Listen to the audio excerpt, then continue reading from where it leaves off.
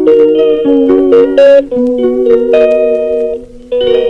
খবৰ আপোনালোকৰ? যিহে গৰম বাহিৰত, বাপৰে বাপ কি গৰম দেখিছেনে?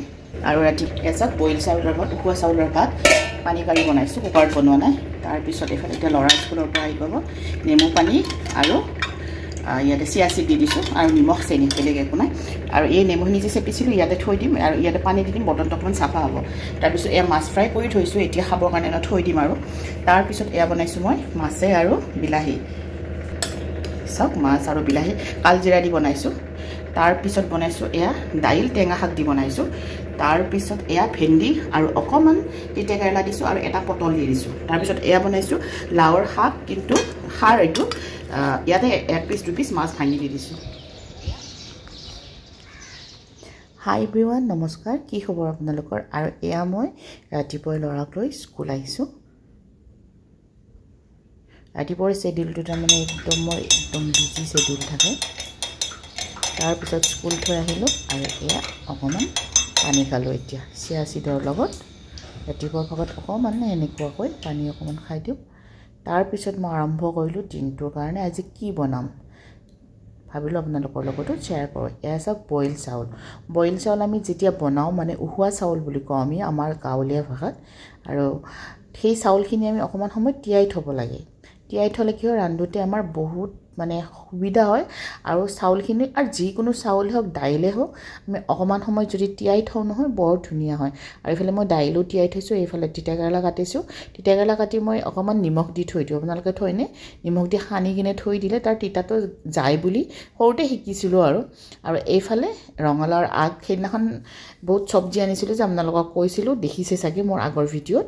তো এইখিনি মই ধুনীয়াকৈ এনেকৈ বাচি চাচি পলিথিনত ভৰাই ফ্ৰিজত থৈ দিছিলোঁ।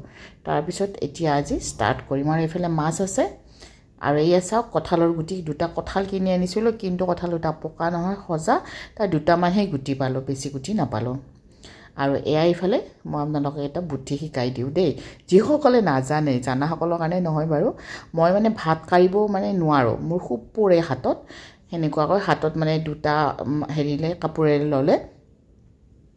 তো যেতিয়া মই মানে এনেকুৱাকৈ ভাত কাঢ়ি বনাওঁ, ভাতৰ মাৰটো, ভাত কাঢ়ি পেলোৱা বুলি ক'লে আমি মানে ভাতৰ মাৰটো পেলাই দিওঁ যে, তো সেনেকুৱাকৈ এটা বলত বেছিকৈ পানী দি চাউলখিনি ধুনীয়াকৈ সিজাই লওঁ। তাৰপিছত ধুনীয়াকৈ এনেকুৱা খৰাহী এটাত দি কেনে পানীখিনি শৰাই দিওঁ, চিম্পলভাৱে হৈ গ'ল, দেখিছেনে? তাৰপিছত ধুনীয়াকৈ লৰাই দিওঁ। যদি ভাতকেইটা আমি কি কৰোঁ, আমি মানে যেতিয়া ভাতৰ পানীখিনি পেলাই দিওঁ, ভাতখিনি পূৰা কুক নহয়, অকণমান কুক হ'ব বাকী থাকে, তলৰ যে গৰম পানীখিনি পৰে নহয় ভাতৰ মাৰখিনি, সেইখিনি ধুনীয়া এটা এটা হৈ যায়।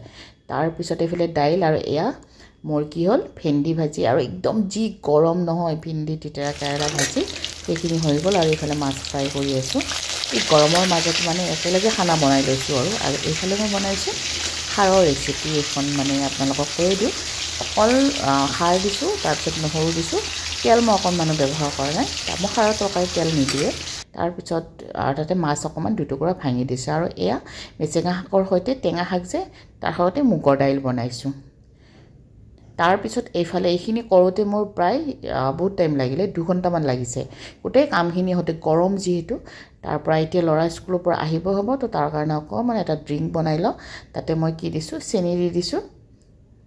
গৰম যে লাগি আছিল মোৰ, কি কৰিব মানে, মুখ এখন কিটচেনত টাৱেল এখন থৈ দিব আপোনালোকৰ, বিৰাট সুবিধা হয় ভিজাই, মানে টাৱেলখনেদি মুখখন মুচি থাকিলে এটলিষ্ট অকণমান আমাৰ ৰেহাই লাগে, ভাল লাগে। তাৰপিছত মই চিয়া চিড তিয়াই থৈ দিছিলোঁ, আপোনালোকৰ ৰেচিপি দেখিছে। এইটো মই দিওঁৱেই স্কুলৰ পৰা অহাৰ পিছত। ORS থাকিলে ORS দি দিওঁ, আজি ORS নাই। আৰু এয়া নেমু চেপি দিওঁ। আৰু ৰেডি হৈ গ'ল মোৰ ড্ৰিংক। আৰু এইফালে ৰন্ধা বঢ়াও চলি আছে। এয়া লাষ্টত বিলাহী আৰু মাছৰ তৰকাৰী, ঢেৰ সাৰা তৰকাৰী বনাইছোঁ ন, আপোনালোকে ভাবিব পাৰে।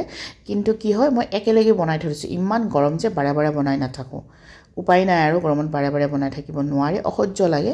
আৰু ল'ৰা স্কুলৰ অহাৰ পিছত যিহেতু এক্সাম চলি আছে, অকণমান ল'ৰাৰ লগতো থাকিলে ভাল লাগে। তাৰপিছত এয়া মাছৰ তৰকাৰীখিনিও হৈ গ'ল।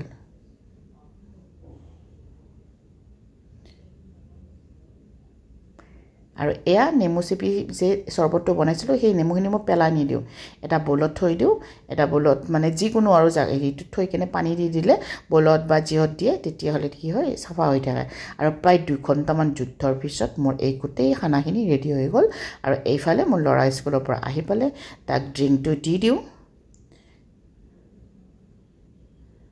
আৰু মোৰ ভিডিঅ'বোৰ আপোনালোকে চাই কেনেকুৱা পায় মোক জনাব আৰু চেনেলটো সাবস্ক্ৰাইব কৰা নাই যদি প্লিজ সাবস্ক্ৰাইব কৰিব ভাল পালেহে দেই আৰু সকলোৱে ভালে থাকক তাৰ পিছত আমি অকমান ৰেষ্ট কৰিলো আৰু আজিৰ দিনটোৰ এটা সৰু মিনি ব্লগ আপোনালোকলৈ শ্বেয়াৰ কৰিলো সকলোৱে ভালে থাকক টেক কেয়াৰ